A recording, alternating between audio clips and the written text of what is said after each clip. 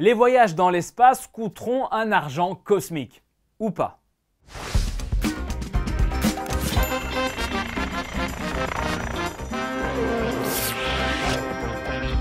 Salut, je suis Oleg Schomer et c'est le blog à part. Richard Branson ouvre une nouvelle page des voyages dans l'espace. Il complète avec succès son aventure suborbitale. Dans cette course, Virgin Galactic est taclé par Blue Origin de Jeff Bezos. L'homme le plus riche du monde partira à la conquête de la ligne de Kármán le 20 juillet dans sa nouvelle fusée. À bord, son frère Mark, la passagère d'honneur Wally Funk, 82 ans, ancienne pilote de chasse, invitée à voler aux côtés du fondateur d'Amazon. Au fait, Wally avait déjà acheté son billet chez Branson pour 200 000 $ en 2010 pour partir avec Virgin Galactic, mais a finalement opté pour le concurrent, le mystérieux passager X, qui a payé le prix astronomique de 28 millions de $, lui, ne partira pas cette fois-ci, faute à l'emploi du temps. Du temps, ils en ont passé et les fondateurs de Virgin Galactic et de Blue Origin a essayé de se rapprocher des étoiles. 20 ans de travail, des milliards d'investissements. Le rêve de l'espace, oui certes, mais le rêve d'un profit hors norme aussi.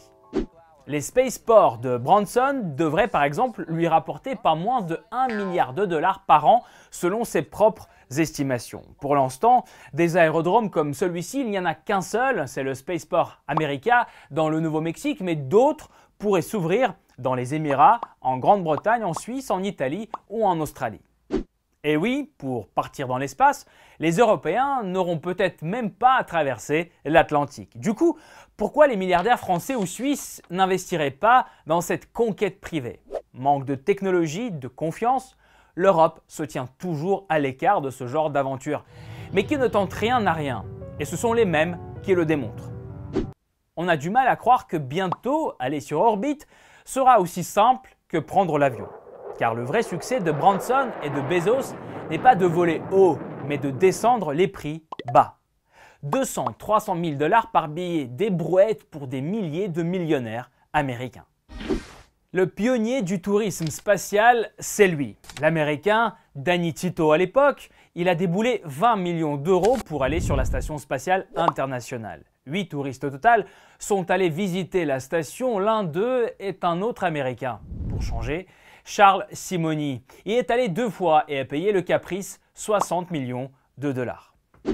Mais depuis une dizaine d'années, ce genre de voyage est à l'abandon. Les visites coûtent extrêmement cher, la préparation physique est trop dure et on ne devient pas milliardaire à 20 ans et le voyage vers la station spatiale internationale est loin d'être confortable. L'avantage d'un vol comme celui du 20 juillet, c'est qu'il n'y a que votre compte en banque qui doit péter la forme.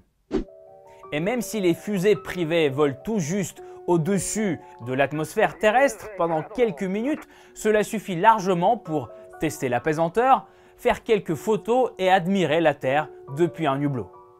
La demande va crescendo. 600 personnes ont déjà passé commande pour le voyage avec Virgin Galactic. Parmi eux, Tom Hanks, Leonardo DiCaprio, Justin Bieber et Lady Gaga. Sur la fusée de Branson, il y a aussi une réservation au nom de Elon Musk. Mais dans l'espace touristique, Musk ne restera pas un simple passager. Lui, il vise le segment premium.